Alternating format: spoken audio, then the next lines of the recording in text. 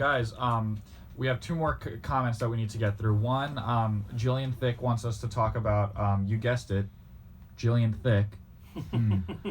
So what do we have to say about that? Niece of Let's just Robin.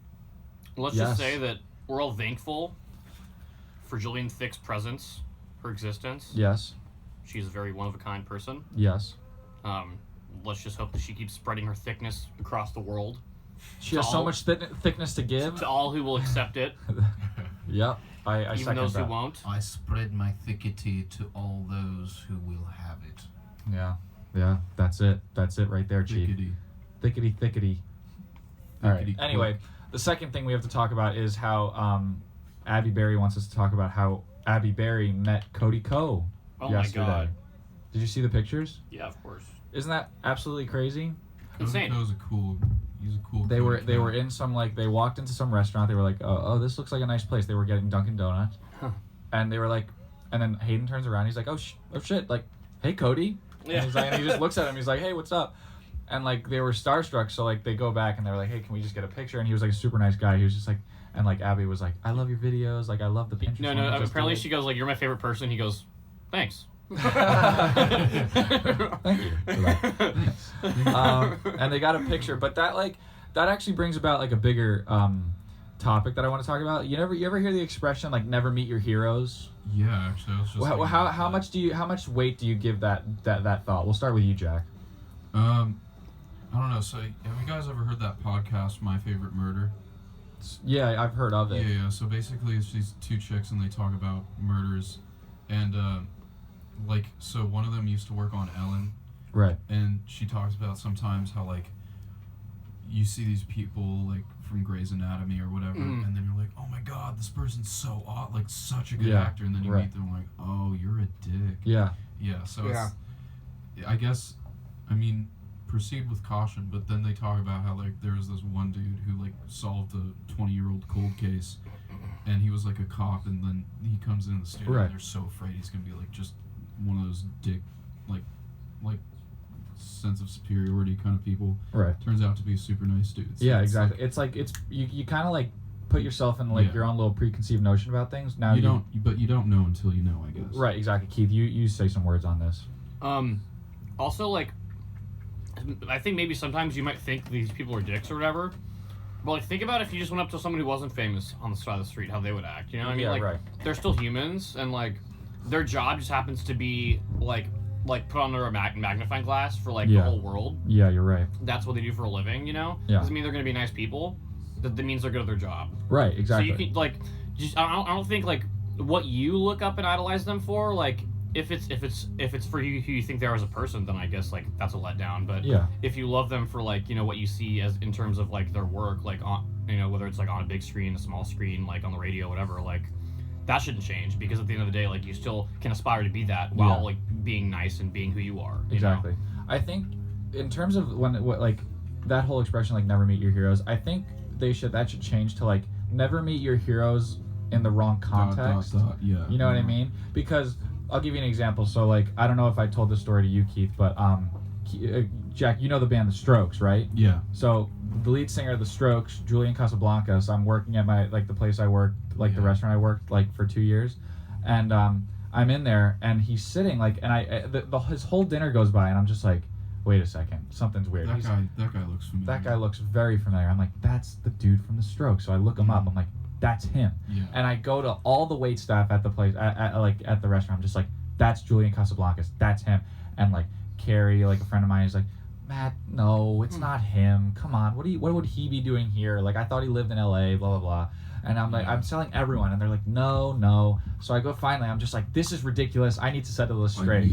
Yeah. So I go to my boss, who's like a big music buff too, and shout out Billy Stanton if you're watching. You're not. What's up, Billy? What's up, Billy? So I'm like, Billy, that's Julian Casablancas, and he looks at him. He's like, hold on, and he goes on his phone. He's like, yeah, that's him, and I'm just like. Well, yeah. And I'm just like, what's like, and he's like, he sees me flipping out. He's like, dude, relax. And I'm just like, yeah, I know. He's just a really good like musician. Like, I love all of his music. And so later in the evening, he's leaving, but he comes back into the restaurant and he orders a to-go cup of coffee, and everyone's like, Matt should give him the coffee because like Matt loves the Strokes. Last night. Yeah, that song. I gave you coffee. Please remember me. But I go up to him, and see, this is about catching him in the right context, because I didn't like interrupt him during his dinner. I was serving him, and he was like, "Thank you very much," blah blah blah. But I didn't interrupt him and say like, "Oh, by the way, I love you," blah blah blah. Yeah, you know what I mean? So what I did at the end is I gave him his coffee. I'm like, "Here you go, like Mr. Casablancas. Just want to say like, big fan of your music, solo work, the Strokes, like love it all. You're a great guy." And he goes, "Thank you so much." He shakes my hand and he leaves. And I was just like, damn, you know what I mean?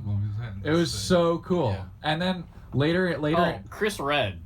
Yeah. That was sick. Yeah, man. Chris Red was cool. Pete was cool. Yeah, Pete was cool. What? When did you guys meet? So we were Chris outside. We were outside Pete Davidson's show. That was a crazy story, man. And well, first we'll talk about Pete, and then we'll do Chris afterwards. So did you get a good look at that truck incident? No, but you did. Talk about the truck. Okay, so like we're waiting outside. At this point, we don't even know if we're gonna get into the show yet. We're like waiting. It's what's it called? It's gonna be down to the last minute to see if there's any more seats for us to get in. And so we're waiting, and we see this commotion, and it's like Fairfax like Boulevard, so it's like it's always busy and it's always like a lot. But I heard like this screech and like cars were honking. I see this truck. He's going the wrong way on the wrong side of the street, and he's pulling into this like driveway and then pulling out and making like a 3-point turn to like go to the other way. And this truck's like speeding, and like a split second, like I like only for a split second I'm able to like see who's driving, but like it's this like really like skinny like frail looking guy, and he's just like this in the driver's seat going like Lord. He's like like and I was like, that was Pete. Yeah, and we so all look over. Oliver runs over to the corner where he's gonna then park. Yeah, so like Pete parks on the street. Like gets out, and someone takes it over the driver's seat. Yeah, and parks the car and for him. Pete like literally like he's so late to his own show. Yeah. He like walks in through like the guest entrance, like the front gate, the front where like the audience enters, and he's holding like this bag over his face. And Oliver, there's paparazzi, and paparazzi's like Pete, we love you, and he's like stop, and then famous for this. Oliver goes in, and he's just like, Pete. Picture! Like Oliver. yeah. And Pete totally ignores him. He walks, so Oliver's down that way a little bit. I'm like up the road a little bit. And so like, he's walking right past me. So like, you guys are the paparazzi. Like Pete's like this, like here. And like, I'm this way.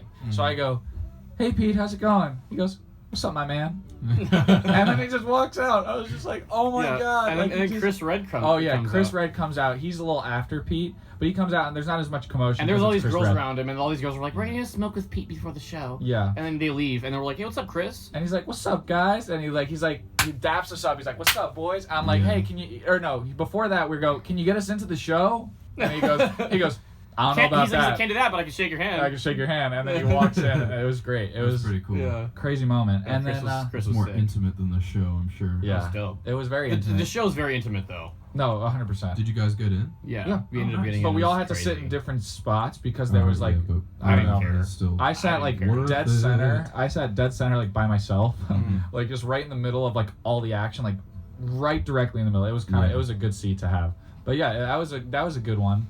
There was one more that I was gonna say that like we met or like someone met. I've got a crazy Go for it. So my friend, he's sitting on a plane watching Zero Dark 30, and there's this lady sitting next to him, and he's looking at the movie, and he sees her looking at the movie, and he keeps looking back and forth between them. He's like, "You're Jessica Chastain," and she's like, "Yep." Oh, the redhead? Yeah, and Dude, so she's awesome. Yeah, so they just have like a conversation. Was she for in that like movie? Yeah, Jessica was she was the lead role in Zero Dark 30. Yeah.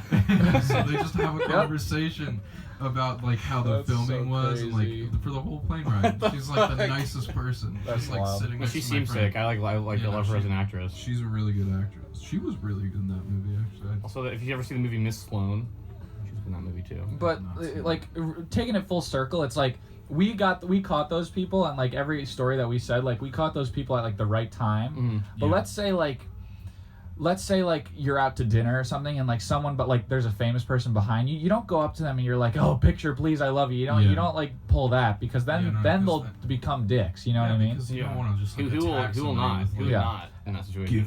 Give me give me ammunition to show how much better I am than my friends. Yeah, exactly. Yeah. But like on top of that, it's like when I also feel like in a public place, it's kind of like a risky business to like say hi to your like like celebrity like infamous guy. You don't want to like rat them out. Yeah, because if you're walking like I found him. Yeah, He's right here. You don't want to be in a public place just being like fangirling over someone because then everyone else does it. It's like a domino effect. You know what I mean? You create a scene, so of course they're. But I feel like some people are just straight up dicks. Yeah, no. You know regardless, I heard the Childish Gambino story that Oliver said. Like that was didn't you say like his dad or like someone was like with Childish Gambino like in some sort of school and like he was an absolute ass. Oh, I don't know. Someone there Gambino. was a story that someone told like that Childish Gambino was like a jerk. Homegirl dropping like an asshole. I don't know, but I don't know what that's from. But well, I mean, I think some people are just naturally like jerks, you know. Yeah. I was watching like I'm big onto like Mac DeMarco and everything, and I was watching like this like video and like it was like he was saying like one of the comments was like what's so great about him is how like personable, approachable, and like just nice the guy is. Yeah, so you know maybe what it was mean? just in the wrong context. Yeah, right, exactly. Also, speaking of Childish Gambino, I saw the guy who plays Abed from Community. Oh yeah. Oh, he's I cool. saw him on a Southwest plane, right? And I like didn't want to disturb him because he's like just talking to his wife and his kid, but he's referring to himself as Abed to his kid. I was like, Dude, maybe he's weird because you know in the show he's like crazy. He's like, no, Abed's kind of hungry, and he like takes his pretzels because it's a Southwest flight. I don't know, it's like weird. That's a little weird. But the kid was watching it. Maybe it was like a friend of. I don't know what the context was, but it was just kind of weird. It was strange, but I was like, oh, there's a celebrity on the flight. Cool. Yeah. Southwest. Actually, Keith, you'll probably understand this phenomenon better than most. But have you ever taken a Southwest flight from the Bay to LA? Yeah, of course. You know how you get those like stewardesses that are like trying to make it big in Hollywood, and they always do like some really cringy comedy routine as they're like trying to tell you all the safety features. Ugh. Yeah. I've never seen that. It happens a lot because they're like, I'm gonna get discovered this way. Oh. Yeah. I mean, because like, they're going to I mean, power to them, I guess. You know what I mean? But like, it's one way to do people it. get their starts in random ways, but I don't know. A crappy comedy routine. Or is it crappy though? Like, how bad is it? I've gotten one like actually genuinely hilarious person. Okay. And the rest were just like so clearly like swing and a miss. Yeah. But what are we gonna do? We're a captive audience. So I will say I people had a. have to like, haha. Yeah. Yeah. You got us. That seatbelt sure is loose there. Oh yeah, no, I've never seen a seatbelt before in my life. That was a very astute observation you made. Yes, I will have the pretzels. Sorry, that's stupid. Anyway, what were you guys gonna say? What were you gonna say, Keith? I had a pilot who sang a song. Oh no. Upon takeoff, and then another time I had like a romantic moment. It was kind of weird. So like it was when I was coming back to like LA for like one of my flights, and I was checking my bag, like weighing it, and the girl there, like I can't remember, like she asked me like a question, and like we started talking, and I was struck by this woman that I was speaking to. She's very nice. She's very attractive, you know, working at Southwest. Okay. Yeah, it was just a good time. That was it. It was just like a good memory, a good moment. You'll remember her every forever. time I go like fly Southwest. I'm gonna look for her, you know, because maybe there's. Have you found her yet? She's gonna remember me, you know. It's not like it's her job to be nice to people. She's like checking bags, and she looks over. She's like, I know this bag, Keith. Yeah. And she like you have like a little embrace and like someone's filming you and it's just like you ask her to Sandra marry Bullock her. pops out of goddamn nowhere. It's definitely not her job to be nice to everybody she meets. Yeah. Definitely me. Yeah. Jessica Chastain. Chastain. I think I've heard someone say chest stain, like Chastain. Yeah. Oof. No, it was in Zach Galifianakis's what's it called? Between Two Ferns. He was like now introducing Jessica Chastain. And she just comes out and she's like not having it. That's so. I love that show so much. It's like discount Eric Andre show. It's like, but I like it better. It's still crazy. It is wild. I mean, I feel like it's more thought out. I actually, speaking of the Eric Andre show, I read a really interesting like article about it. It was like, is Eric Andre a creative genius, or is he just an insane person? But like, it's kind of like I guess the person in this article like likened his show to like an abstract painting, because it's just like he is a master of the random and like making shit happen. Yeah, I guess it's like to some extent, sure, but I'm pretty sure this dude just smokes a bunch of crack and then puts himself in front of a camera. Yeah, to be honest, it's your perception of what a genius is, you know, and it's like there's a genius for a lot of different categories, and there's a genius, you know, someone could be a genius in like the arts or science or something like that, but in terms of being wild, there's no better genius than that man. Eric Andre. Because he probably has a technical, like, the show is an hour long. Like, they film for an hour. And then they cut it down to like 11 4 minutes. No, it's like you think about it? I guess because they have all those like those skits and everything. Too, yeah, and like the music, there's like those time musical to guests for deliver like a pizza ball. Yeah, it's time for Bird Up, the worst show on television. Bah, bah, bah. And it's like, and then there's like Snail Down. Snail Down. Ranch! With every one of those talk shows, though, like, what you don't see is all the people who are sane. They're like making sure like it all like flows and like all works. Oh yeah, know? And like you know who are the geniuses of that show? Huh. The editors. For real. Literally, those are the people like, who cutting back and forth between like that dude that's just always lurking. the Asian guy, yeah, that guy is kind of wild. But like Tyler's those people. Dad. That show is a mess. It's just so stupid. But like without the editors, it would just be garbage, you know. And like what I also notice is that like some of the like reactions of like the guests are not actual reactions of what Eric Andre's saying. It's like an hour-long footage, and they take a little clip and they just put Eric's voice over it, and it's just like that's how they make like the comedy. You know what I mean? Also, like, don't you just appreciate when like people play along with it? Like the two instances that come to mind are Tyler the Creator and Chance the Rapper.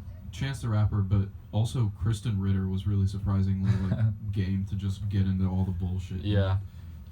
And then there was Mac DeMarco was on the show, and it was just like, it's now time for Mac DeMarco, and then he's playing a soft song, and he goes, now it's time for Attack DeMarco, and all these people with sticks just come out and start hitting him, and they tie him up and they like slam him into some guy's ass. It was just the worst thing I've ever seen. I felt so bad for the guy. It was just bring that naked PA out here. Yeah. This sauce so good. Yeah. I can put it on my balls. And then the guy's like, I don't like how you're using my sauce. It's just like it's literally a mess. I'll probably go back and watch it after the show is over. Yeah, but for real. Regardless, meet your heroes in the right context. It's important, or else you're gonna get really sad. But also, don't take it the wrong way if your heroes are dicks. Just be understanding, be empathetic because they have hard. Right. Well, not hard lives necessarily. Think about how it would be if you were an A-list celebrity and a bunch of people everywhere you went knew who you were and wanted to talk to you. It'd be exhausting. You know? Literally exhausting. You couldn't have a second. Shit would drive me crazy. They're like, once again, I'm gonna bring up Mac DeMarco because it's just like happening, I guess. Mac DeMarco's new song "Nobody" has to deal with the ability, like the fact that he can't go back to being just a nobody. You know what I mean? That he's in this limelight, like he's a creature now. Yeah. You know what I mean? Like he's this superstition that like needs to be like looked at under a microscope, and it's so hard for him to go back to the person he was, which was someone that could literally just now he's like, be a nobody. He is his celebrity, like personality now in the public eye. And he's made this whole like, you know, like sort of like stoner rock vibe like so glamorous. You know what I mean? Like the way he dresses, like. It's just he's made this. The way he dresses. How does he dress? He dresses like a bum. He dresses like Mac DeMarco. Yeah, like a normal guy. Like high caliber bummity. Yeah, like, he calls it bum chic. Bum chic. I think that's pretty cool. On some Kanye shit. Yeah, I think it's what like you know how like grunge fashion like back in the 90s when like grunge was a big deal, like everyone wore flannels and stuff like that. Now everyone's doing what he's doing and is wearing everyone like that like sound and that like style became the mainstream. You know what I mean? Mm-hmm. I think we're gonna play that song just for the audience to like take a listen. Just picture in your head the people who are singing this and the attire in which they are adorned. If you guys want to look up the music video to this song, it's him with a like his face is like CGI to have like a crocodile on it or something like that, or like a monster, like a dragon, and it like once again correlates to the idea that he's looked at as this like creature now and not as like a person anymore. You know. So I'm going to play this song. This is Nobody by Mac DeMarco. We'll be back after this. Goodbye. Talk to us about, I don't know, start Friday. Let's see. Friday, I went out with a few guys. Cool. We first went to a sorority event. Very nice. How was that? It was okay. Sorority means women. Not in this day and age, no. Okay. But anyway. I mean, you'd hope. Yeah. And then let's see what else. Oh, after that we went to a frat thing. Cool. What frat? What frat was that? Phi Delt. Phi Delt. I believe they had a good house. Okay. Hi Cool. Ellie. Cool. Hi Connor. Connor. I saw Connor walk into class. Yeah. So that's interesting. What? That was it. Okay. Hey, what's up, guys? Give us anything we should talk about. Just let us know. Yeah. And then Saturday was the Darty. Yes. That was a lot of fun. I was there for that. Was very fun. It seemed fun. I was a little bit too dartied out to even partake in the Really? darty. You dartied before the Darty. I dartied before Oh my the god. darty. That's crazy. Yeah, he didn't end up coming. What does that say? He said he's in class watching.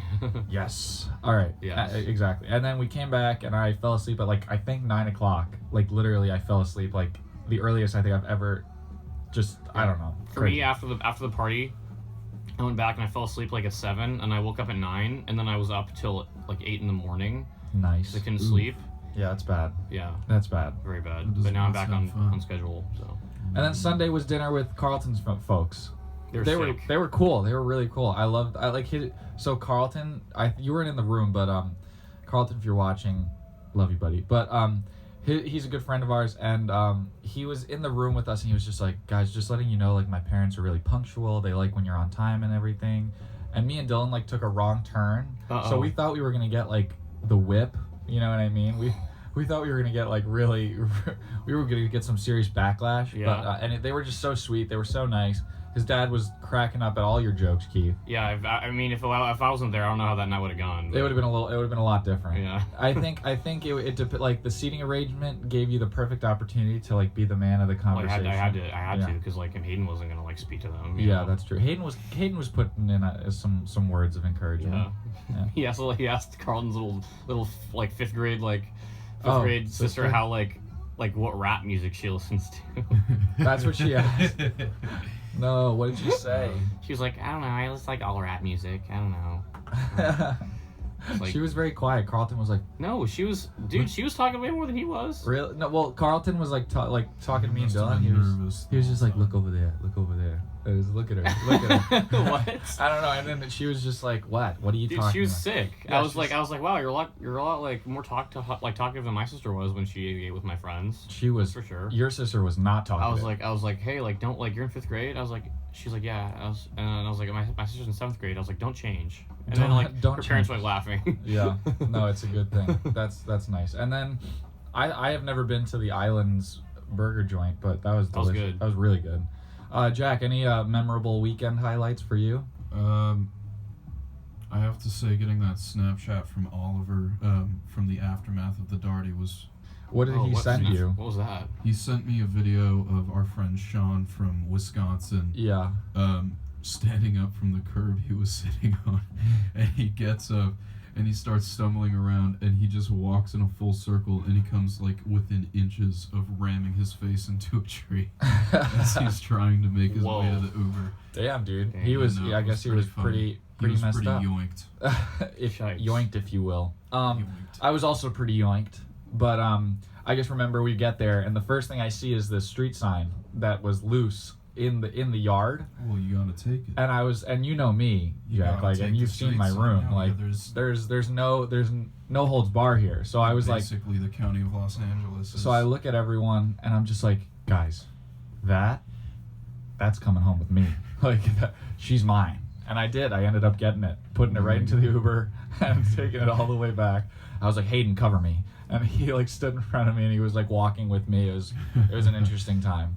And then I woke up from my midday nap, and I was just like, oh yeah, this happened. Right, yeah.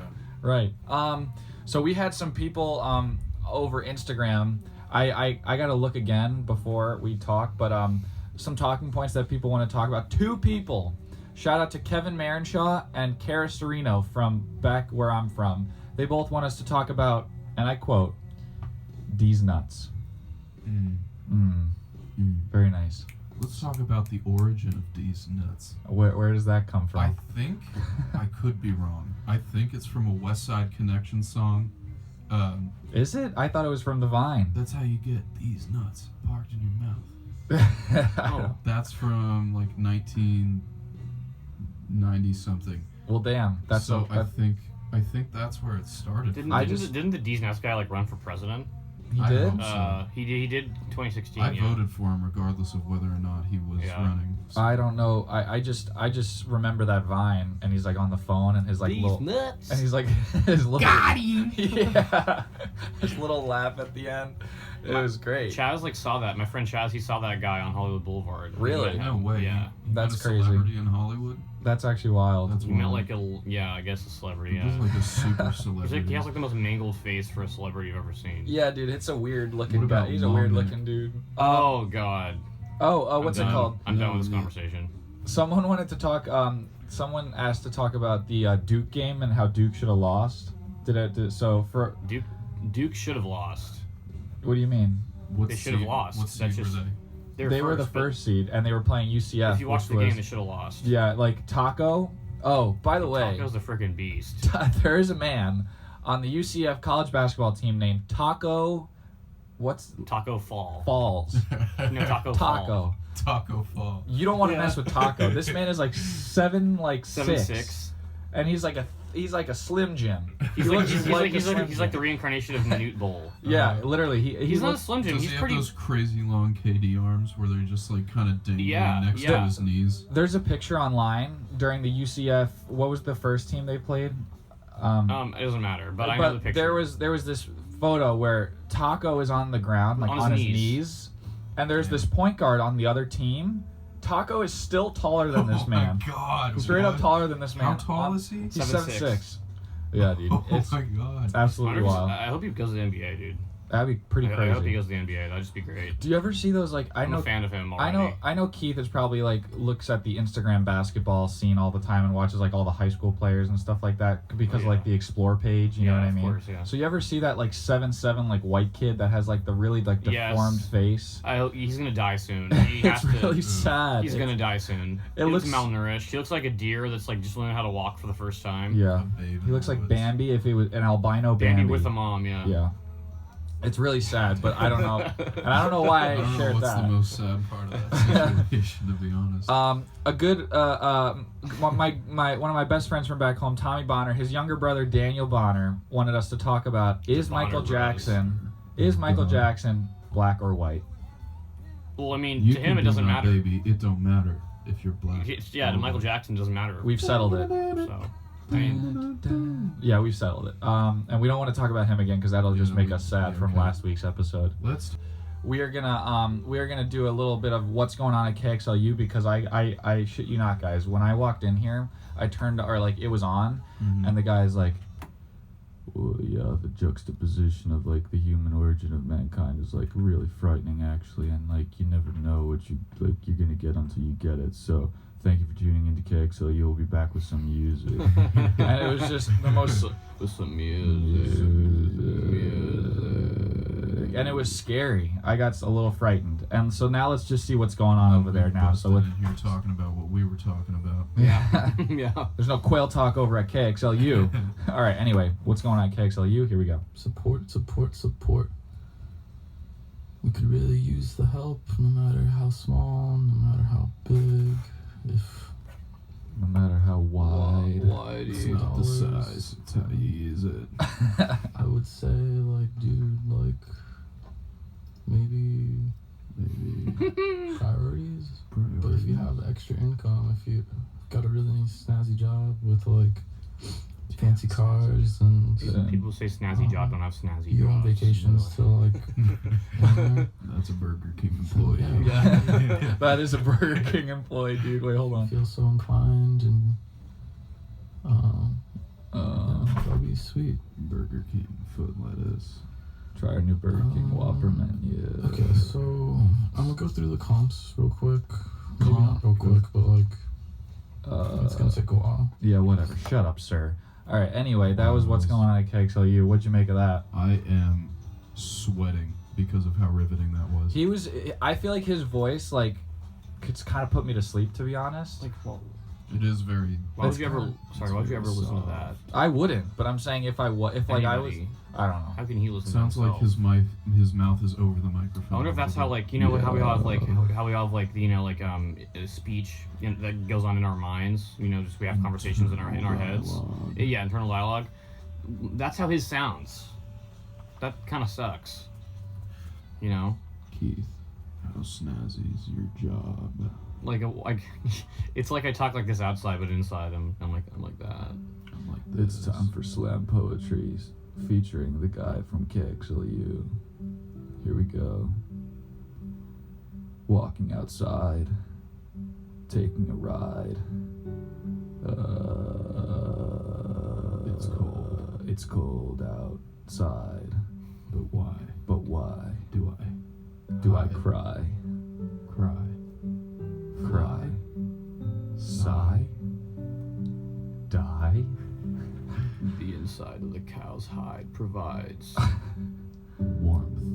I love my mom. She is the bomb. She tells me my dad suffered in Vietnam. That was fucking crazy. You never know which. Now it's time for advertising slogans by the guy from KXLU. This is the segment where I will use slogans from advertising firms, and I will use them in my voice. So here we go. McDonald's. I'm loving it. What's next? Share a Coke. What's going on right now? Subway. Eat fresh. One more. Let's finish it off. Here we go. Domino's. Colon cancer. Another one. Kaiser Permanente. Little Caesars. Wait, what is it? It's like Pizza. Oh yeah. It's like Thrive. Thrive. Nike. Just do it. All right, that was thank you so much. We're gonna probably jump back into some music now, but thank you so much for tuning in. Please go to the KLMU stream to check us out if you're really interested. We'll be back in like 20 minutes, I want to say, with some more talking points. We'll look at the comments that you guys have so graciously given us, and in the meantime, let's get some music going. And I'm gonna play this song.